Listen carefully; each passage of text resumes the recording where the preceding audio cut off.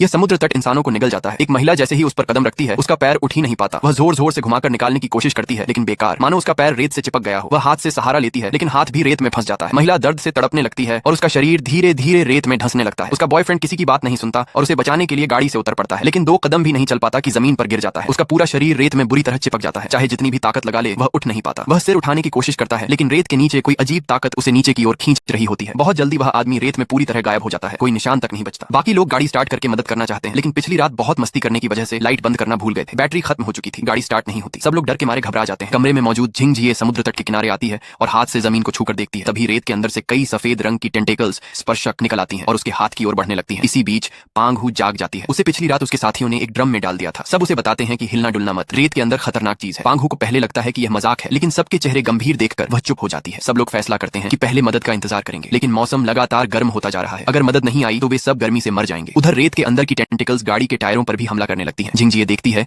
कि थोड़ी दूर रेत पर 2 टूटे हुए काले अंडों के खोल पड़े हैं। ये वही हैं जिन्हें पांगहू पिछली रात समुद्र से पकड़कर लाई थी। झिंगझिये कमरे में दौड़कर जाती है, कुछ सॉसेज निकालती है और जमीन पर फेंक देती है। वाकई रेत से सफेद टेंटिकल्स निकलती हैं। सॉसेज को लपेटकर अंदर खींच लेती है। वह एक और सॉसेज और दूर फेंकती है, वह भी रेत द्वारा निगल लिया जाता है। दाबाई भी एक सॉसेज उठाती है और जोर से और आगे फेंकती है। इस बार कुछ नहीं होता। इससे साफ हो जाता है कि रेत के अंदर मौजूद जीव की एक सीमित हमला दूरी है। अगर उस सीमा से बाहर निकल जाए तो सब बच सकते हैं। गाड़ी पर बैठी शियाओ शुआई फैसला करती है कि वह पहले पास रखी मेज तक पहुंचेगी। उसका मानना है कि रेत के अंदर की चीज सिर्फ मांसल जीवों पर हमला करती है। वह एक सर्फ बोर्ड उठाकर रेत पर फेंकती है और उस पर कूद जाती है। सौभाग्य से कुछ नहीं होता। फिर वह दूसरा बोर्ड उठाकर पहले बोर्ड के आगे फेंकती है। सब ठीक रहता है। वह इसी तरह धीरे धीरे आगे बढ़ती रहती है। पीछे खड़े लोग उसे देखते हैं और शियाओ शुआई के चेहरे पर हल्की सी घमंड भरी मुस्कान आ जाती है। लेकिन जैसा कि अक्सर होता है, जब सब ठीक लगने लगता है तभी मुसीबत आती है। मेज बस पास ही होती है कि अचानक सर्फ बोर्ड पीछे की ओर फिसल जाता है। शियाओ शुआई मजबूर होकर हाथ से मेज पकड़ लेती है। जैसे जैसे बोर्ड पीछे खिसकता है वह रेत के और करीब आती जाती है। तभी रेत के अंदर से अनगिनत टेंटिकल्स निकल आती हैं जो शियाओ शुआई के शरीर को पकड़ने की कोशिश करती हैं। अचानक